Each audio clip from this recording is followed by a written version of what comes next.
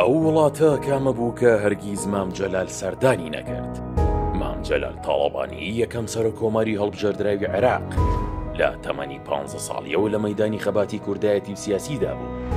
لە 84 ساڵی تەمەنیدا سەردانی زۆرینی وڵاتانی جیهانی کرد، بەڵام هەندێک وڵاتان ها وەک سەرۆکۆمار سەردانی کردن. مام جەلال لە ساڵی 1933 لەدایک بوو، لە ڕۆژی 3 تشرینی یەکەمی 2017 گیانی سپارت. بەردەوام لە مەیدانی خەبات و ڕەنج و تێکۆشاندا بوو. بۆ گەیاندنی دۆزەکەی بە ئەنجام و سەرکەوتن زۆر وڵات گەڕا.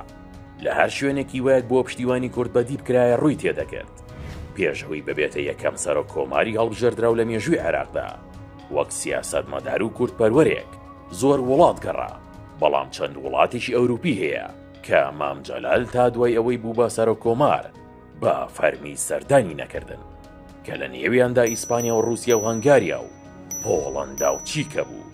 ئەگەرچی ئەو سەردانی زۆرینی وڵاتانی کاریگەری عەرەبی و ناوچەکەی کرد وەک سیاسەتمەدار، بەڵام ئەو وڵاتانی کە سەردانی نەکرد بوو سعودی و قەتەر و کوێت و ئیمارات بوو.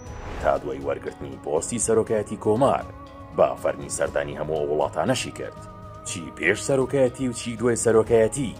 مام جەلال هەرگیز سەردانی ئیسرائیلی نەکرد، بەهۆی ئەوەی دەستوری عێراق ڕێی نەدەدا با هیچ پەیوەندیەک لەگەڵ ئیسرائیلدا.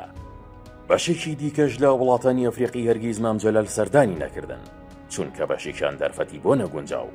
بەشێکی دیکەشیان مام جەلال بە گرنگی نەزانین سەردانیان بکات، کە ژمارەی وڵاتانە نزیکەی 6 وڵات بوون. هۆکار زۆرن بۆ ئەنجام نەدانی سەردانەکان. بەشێکیان بەهۆی نەبوونی پاسپۆرت بوو، کە مام تا دوای ساڵی 1990 پاسپۆرتی فەرمی نەبوو. بەشێکی دیکەشیان پەیوەندی با کاری سیاسی و نەتەوەی مام جەلالەوە هەبووە. بەشێکیش پەیوەندی با دۆستایەتی وڵاتانەوە هەبوو لەگەڵ دەسەڵاتی بەعس. ئەوەش گوێ لە توانادارەیە سنووردارەکەی کە ڕێگری دەکرد لە زۆر سەردانی سیاسی و دیبلۆماسی.